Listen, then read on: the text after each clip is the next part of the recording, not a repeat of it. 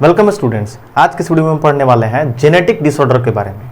Genetic disorder क्या होता है, उसका कितना टाइप है ना, तो इसी के बारे में आज हम डिटेल में जानने वाला है। ये वीडियो बहुत ही इंटरेस्टिंग है और बहुत ही इंपॉर्टेंट है क्लास 12 के स्टूडेंट के लिए, और जो स्टूडेंट नीट का तैयारी कर रहे हैं है ना, उनके लिए बहुत इंपॉर्टेंट है। तो ये वीडियो शुरू से लेकर लास्ट तक जरूर देखना। तो चलिए वीडियो को स्टार्ट करते हैं। देखो, पहले हम लोग समझते हैं कि जेनेटिक डिसऑर्डर क्या होता है। ठीक है, टॉपिक का नाम है जेनेटिक डिसऑर्डर। जेनेटिक डिसऑर्डर दो वर्ड से मिलकर बना है, जेनेटिक और डिसऑर्डर। जेनेटिक का मतलब हो गया कि जेनेटिकली, आनुवांशिक, ठीक है, जो माता पिता से बच्चे में ट्रांसफर होता है उसी को हम लोग जेनेटिक कहते हैं। और सेकंड नंबर पे है डिसऑर्डर। डिसऑर्डर का मतलब क्या होता है, कोई भी गड़बड़ी, कोई भी डिजीज, कोई भी बीमारी को हम लोग डिसऑर्डर कहते हैं। तो दो वर्ड से मिलकर बन गया वैसा डिजीज, वैसा बीमारी जो आनुवंशिक है, जो जेनेटिक है, जो माता पिता से बच्चे में ट्रांसफर होता है। जनरली दो प्रकार का डिजीज होता है, बीमारी होता है। एक वो बीमारी होता है जो माता पिता से न होके हमारे इन्वायरमेंट से हमको मिलता है। ठीक है, जैसे कि फीवर हो गया, सर्दी हो गया, खांसी हो गया, जुकाम हो गया। ठीक है, ये सब चीज क्या है, ये आपको ना आपके इन्वायरमेंट से आपको मिलेगा। टाइफाइड हो गया, मलेरिया हो गया, ठीक है, मच्छर काट दिया तो आपको मलेरिया हो गया। ठीक है, ये तो जनरल बीमारी है। लेकिन कुछ बीमारी होता है जो जेनेटिक होता है, जो माता पिता से बच्चा में ट्रांसफर होता है, तो हम उसी के बारे में पढ़ने वाले हैं। तो जो जेनेटिक डिसऑर्डर है उसका ना दो प्रकार होता है, दो टाइप है। पहला को हम लोग बोलते हैं मेंडेलियन डिसऑर्डर और दूसरा को बोलते हैं क्रोमोसोमल डिसऑर्डर। तो आज की इस वीडियो में हम मेंडेलियन डिसऑर्डर के बारे में जानेंगे, और जो दूसरा टाइप है क्रोमोसोमल डिसऑर्डर, उसको नेक्स्ट वीडियो में पढ़ेंगे। ठीक है, तो पहले हम लोग समझते हैं कि मेंडेलियन डिसऑर्डर क्या है। तो जो मेंडेलियन डिसऑर्डर है वो ना मेंडल्स, जो साइंटिस्ट थे, वैज्ञानिक, मेंडल ला आपने पढ़ा होगा है ना, पी प्लांट यानी कि मटर के पौधा पे जो एक्सपेरिमेंट किए थे, टी वाला, उन्हीं के नाम पे मेंडेलियन डिसऑर्डर पड़ा है। ठीक है, ये मेंडेलियन डिसऑर्डर में बेसिकली 4-5 प्रकार का होता है, बीमारी, डिजीज होता है। जैसे में हो गया हीमोफीलिया, कलर ब्लाइंडनेस है ना, देखने में प्रॉब्लम होगा, thalassemia, sickle cell anaemia, phenylketonuria, इसको हम लोग शॉर्ट में PKU भी कहते हैं। ठीक है, तो ये जनरली 4-5 प्रकार जो मेंडेलियन डिसऑर्डर का प्रकार है। जेनेटिक डिसऑर्डर का दो प्रकार, मेंडेलियन डिसऑर्डर और सेकंड क्रोमोसोमल डिसऑर्डर। अब मेंडेलियन डिसऑर्डर है, उसका भी प्रकार है ये 4-5। तो पहले हम लोग एक एक करके इसको समझते हैं। हीमोफीलिया, हीमोफीलिया क्या है, आप लोग हीमोफीलिया वर्ड सुने होंगे, नहीं सुने होंगे फिर भी बता देते हैं। हीमोफीलिया, पहला हीमोफीलिया कैसे होता है, तो सेक्स लिंक्ड डिजीज है। ये कैसा डिजीज है, सेक्स लिंक्ड। जैसे कि सेक्स क्रोमोसोम होता है ना, पहले तो हम लोग इसको समझ ले कि ये जो डिसऑर्डर है ये माता पिता से, मतलब जेनेटिकली हो रहा है। तो जेनेटिकली कैसे ट्रांसफर होता है, जीन कैसे ट्रांसफर होता है ना, क्रोमोसोम के थ्रू, DNA के थ्रू। ठीक है, तो यहाँ पे सेक्स लिंक डिजीज है ये हीमोफीलिया, है ना। हमारे शरीर में, मानव शरीर में 46 क्रोमोसोम होता है, जिसमें 44 क्रोमोसोम है वो है ऑटोसोम, ठीक है, नॉर्मल उसको कहते हैं।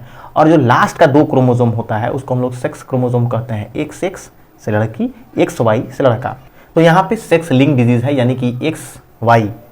अगला पॉइंट है transfer unaffected female to male offspring. मतलब कि ये कैसे ट्रांसफर होता है, अनअफेक्टेड फीमेल टू मेल, मतलब कि जो फीमेल है वो अनअफेक्टेड रहेगी, फीमेल को कोई बीमारी नहीं रहेगी, फीमेल को हीमोफीलिया नहीं रहेगा, लेकिन मेल को हो जाएगा। कैसे, इसको ध्यान से समझिए। पेशेंट कंटिन्यूज ब्लीडिंग इंजरी, मतलब कि इसमें क्या होता है, हीमोफीलिया में बेसिकली समझिए इस बीमारी से क्या आपको प्रॉब्लम होगा, क्या दिक्कत होगा। तो जिसको हीमोफीलिया का बीमारी है उसको अगर थोड़ा सा भी कहीं कट लगता है या कटता है हाथ में या बॉडी के किसी भी पार्ट में, तो ब्लीडिंग कंटिन्यू चालू रहेगा। इसका मतलब ये हुआ कि जैसे जनरली हम लोगों को कहीं कट लगता है, ठीक है, जैसे मेरा हाथ कट गया, थोड़ा देर के बाद ये जो उंगली कटा, ये थोड़ा देर के बाद यहाँ पे ब्लड आना बंद हो जाता है अपने आप, है ना। या तो हम दवा लगाएंगे या मेडिसिन लगाएंगे या किससे बांधेंगे तो बंद हो जाएगा, ठीक है। या कुछ देर के बाद जनरली अपने भी बंद हो जाता है।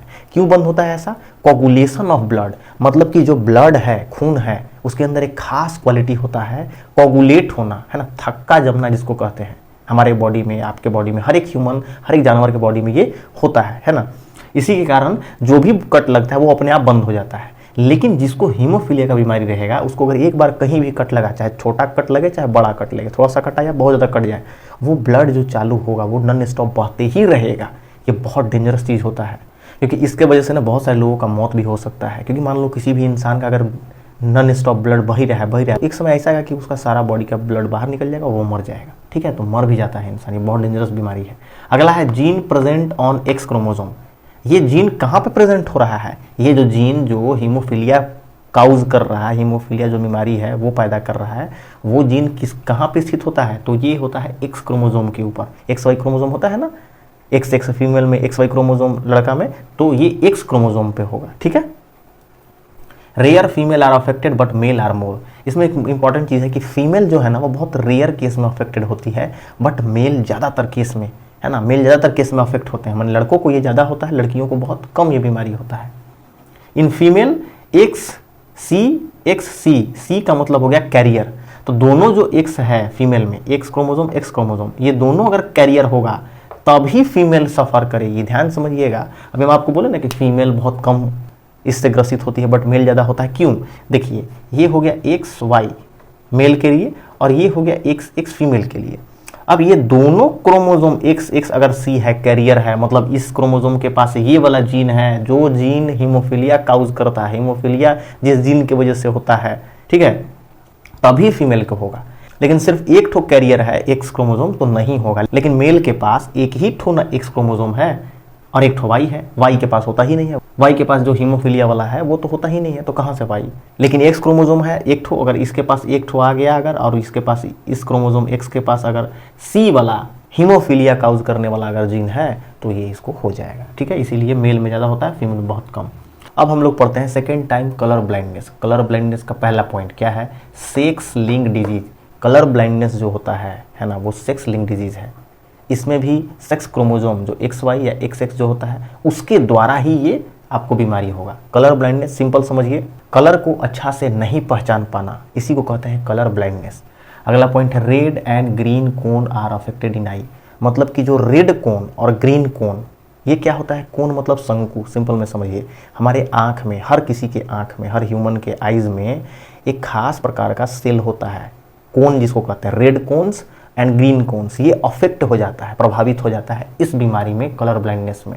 इसमें क्या हुआ कि आपको अगर एक रेड और एक ग्रीन दो कलर आपको दिखाया जाए, सपोज आपको एक रेड पेन दिखाया जाए और एक ग्रीन पेन, आप नहीं पहचान पाइएगा कि कौन रेड है कौन ग्रीन है, इसमें ये प्रॉब्लम होता है। मतलब आप कलर नहीं पहचान पाइएगा, रेड और ग्रीन, बाकी सब पहचान लीजिएगा, बाकी में कोई दिक्कत नहीं है, ब्लैक ब्लू येलो सब पहचान लीजिएगा, बट सिर्फ रेड और ग्रीन आप नहीं पहचान पाइएगा। अब जो जीन होता है जिसके वजह से कलर ब्लाइंडनेस का प्रॉब्लम होता है, बीमारी होता है, वो कहाँ होता है? ऑन एक्स क्रोमोजोम, इसी के जैसा, हीमोफीलिया के जैसा ही एक्स क्रोमोजोम पे स्थित होता है, ठीक है। Gene more male are affected, इसमें भी वही हाल है। मोर मेल मतलब ज़्यादातर लड़कों की ये बीमारी है ना, लड़कों ज़्यादा इससे ग्रसित होते हैं, लड़कों को ज़्यादा ये प्रॉब्लम होता है, ये बीमारी होता है। क्यों? क्योंकि एक सी कैरियर है और वाई, इसीलिए हो जाता है। कैसे इसको समझिए थोड़ा ध्यान से, ये चार्ट के थ्रू। ये है फीमेल है ना, गर्ल एक्स एक्स, और ये है मेल एक्स वाई। कैरियर है मतलब इस फीमेल के पास एक खास प्रकार का जीन है जिसकी वजह से कलर ब्लाइंडनेस होता है, एक्स और एक्स सी, इसीलिए लिखा हुआ सी मतलब कैरियर। और ये नॉर्मल मैन है, नॉर्मल इंसान है, ठीक है, इसको कोई बीमारी नहीं है। अब हम लोग इसको अच्छा से पहले है ना क्रॉस करा रहे हैं, एक्स एक्स सी, सी मतलब कैरियर, एक्स वाई अलग अलग कर लिए जो गैमेट है। अब इसको क्रॉस करेंगे, ये क्रॉस होगा इससे, फिर ये क्रॉस होगा इससे, एक्स एक्स नॉर्मल बन गया, normal girl, X Y normal boy, ठीक है, कोई दिक्कत नहीं क्योंकि कैरियर नहीं है। ये वाला एक्स जो है वो कैरियर है, एक्स सी कैरियर है ना, इसके पास जो जीन है वो कलर ब्लाइंडनेस करने वाला बीमारी वाला है, ठीक है। ये इससे जब एक बार क्रॉस करेगा तो यहाँ पे क्या बनेगा? एक्स सी, एक्स एक्स सी मतलब कि कैरियर वुमेन है, मतलब ये वुमेन जो है वो कैरियर फिर पहली जैसा बन गई, और यहाँ पे एक्स सी एंड वाई क्या बन गया? Colour blind mail. क्यों बन गया भाई? क्योंकि कलर ब्लाइंड मेल क्या हो रहा है, एक्स सी वाई जिसके अंदर होगा वो हो जाएगा, उसको कलर ब्लाइंड हो जाएगा, क्योंकि दूसरा जो इसके पास क्रोमोजोम है वो तो वाई है, ठीक है, और रहता सिर्फ एक्स पे है, ठीक है। अगर यहाँ पे दोनों सी सी होता, एक्स ये भी सी एक्स सी, तब जाके वुमेन को होता कलर ब्लाइंड, बट ऐसा केस बहुत रेयर केस में होता है, बहुत कम होता है, ठीक है। इसीलिए जो वुमेन्स है, गर्ल है, उस पर कलर ब्लाइंडनेस बहुत कम देखा जाता है, बहुत कम होता है, ठीक है। अब अगला टाइप को हम लोग पढ़ते हैं, ठीक है। अगला टाइप क्या है इसको देखते हैं, sickle cell anaemia. Sickle cell anaemia क्या है इसको समझिए। पहला ऑटोसोम रिसेसिव डिजीज, ये जो होता है वो ऑटोसोम है, ये सब ये दोनों सेक्स लिंक्ड था। ये ऑटोसोम मतलब जो 46 क्रोमोसोम है उसमें से जो आपका 44 क्रोमोसोम है उसमें कोई प्रॉब्लम होने की वजह से ये सिकल सेल एनीमिया होगा, ठीक है। अगला पॉइंट है both parent are carrier. Sickle cell anaemia बीमारी होने के लिए, डिजीज होने के लिए दोनों जो पेरेंट है, मेल और फीमेल, दोनों को इस बीमारी से ग्रसित होना होगा, या फिर दोनों के अंदर जो जीन है वो होना चाहिए सिकल सेल एनीमिया करने के लिए, डिजीज करने के लिए, ठीक है। सिंगल पेयर एलील HB, इसमें एक सिंगल पेयर एलील, एलील मतलब जीन, ठीक है। जीन क्या है? डीएनए का एक छोटा सा टुकड़ा है जिसकी वजह से कोई भी लक्षण है ना किसी भी जीव में प्रदर्शित होता है, दिखता है, ठीक है। एलील HB की वजह से होता है, ठीक है। Caused by substitution of glutamic acid by valine. ये क्या है? जो आरएनए होता है, आरएनए क्या चीज से मिलकर बन रहा है? बहुत सारे एमिनो एसिड से बन रहा है, ठीक है। अब एमिनो एसिड बहुत सारे होते हैं, जैसे में 1 2 3 4 5 6 7 एमिनो एसिड यहाँ पे हम लिखे हैं आपको समझाने के लिए। एक है वैलिन है, हिस है, ल्यू है, THR है, प्रो है, ग्लू है। ग्लू जो यहाँ पे क्या लिखा है? ग्लूटामिक एसिड जो होता है वो रिप्लेस हो जाएगा, सब्स्टिट्यूशन मतलब एक के जगह पे दूसरे आ जाना, ठीक है। तो ये ग्लूटामिक एसिड जो है वो आपको एक सीकल सेल HB जीन, ठीक है, ये जो VAL है ना वैलिन से रिप्लेस हो जाएगा, तब आपको ये डिजीज होगा, तब आपको ये बीमारी होगा। मतलब कि GLU जो एमिनो एसिड है वो रिप्लेस होके क्या आ जाएगा उसकी जगह पे? वैलिन, तब आपको ये डिजीज हो जाएगा, बीमारी हो जाएगा, ठीक है, सिंपल। अब अगला है थैलेसेमिया। थैलेसेमिया क्या होता है भाई? ऑटोसोम रिसेसिव डिजीज है, ये भी वही है ना जो आपको 44 ऑटोसोम क्रोमोसोम है और 2 सेक्स क्रोमोसोम है, जिससे सेक्स डिसाइड होता है कि मेल है फीमेल है, ठीक है। तो 44 जो क्रोमोसोम है उसके वजह से थैलेसेमिया होगा। उसमें कोई डिफेक्शन की वजह से, क्या डिफेक्शन होता है, क्या प्रॉब्लम होता है उस जीन में? Due to mutation and deletion, अगर कोई जीन डिलीट हो जाएगा या नया ऐड हो जाएगा, ठीक है, तब आपको हो जाएगा थैलेसेमिया। इसमें anaemia is main feature. Anaemia आप लोग नाम सुने होंगे। एनीमिया का मतलब होता है खून का कमी, ब्लड का बॉडी में कमी हो जाना, है ना। किसी भी आदमी का अरे भैया आपके अंदर तो बहुत खून की कमी है, हीमोग्लोबिन की कमी है, आपको एनीमिया हो जाएगा, ठीक है। तो यही एनीमिया जो है इसका मेन फीचर है। एनीमिया हो सकता है खून की कमी, और खून की कमी की वजह से बहुत सारा प्रॉब्लम हो सकता है एक इंसान को। अब थैलेसेमिया जो है वो बेसिकली 3 प्रकार का होता है। Alpha thalassaemia, beta thalassaemia, delta thalassaemia. इसको 3 भाग में डिवाइड कर दिया गया, 3 नाम दे दिया गया, ठीक है। तो यही बेसिक था जेनेटिक डिसऑर्डर, ठीक है। जेनेटिक डिसऑर्डर का मतलब बता ही दिया आपको, है ना। जीन के अंदर कोई डिसऑर्डर होने की वजह से, कोई गड़बड़ी होने की वजह से जो डिसऑर्डर हो, जो डिजीज हो, उसको जेनेटिक डिसऑर्डर कहते हैं, ठीक है। इसमें आपको 2 प्रकार होता है, मेंडेलियन और chromosomal. Chromosomal disorder second video में हम लोग पढ़ेंगे। क्रोमोसोमल डिसऑर्डर क्रोमोसोम में गड़बड़ी होने की वजह से होगा, ठीक है, क्रोमोसोम, ठीक है, गुणसूत्र में। इसका 3 प्रकार होता है, डाउन सिंड्रोम, क्लिनफिल्टर और टर्नर सिंड्रोम। इसको नेक्स्ट वीडियो में हम लोग पढ़ेंगे, ठीक है। तो उम्मीद करते हैं कि ये जो टॉपिक मैंने आपको समझाया बहुत अच्छे से क्लियर हो गया होगा। नहीं क्लियर हुआ होगा तो एक बार फिर से देखो, रिपीट करके 1-2 बार आप लोग देखिए, रुक के देखिए, ताकि आपको ये कॉन्सेप्ट समझ में आ जाए, क्लियर हो जाए, ठीक है। और ये जो वीडियो अपने दोस्त या फ्रेंड उनको जरूर दिखाइए, अपने क्लासमेट को ये वीडियो शेयर कीजिए, ठीक है, उनको भी ये चीज़, ये टॉपिक समझने में आसानी हो, ईजी हो, ठीक है। तो फिर आज नहीं तो मिलते हैं नेक्स्ट वीडियो में। Goodbye, take care.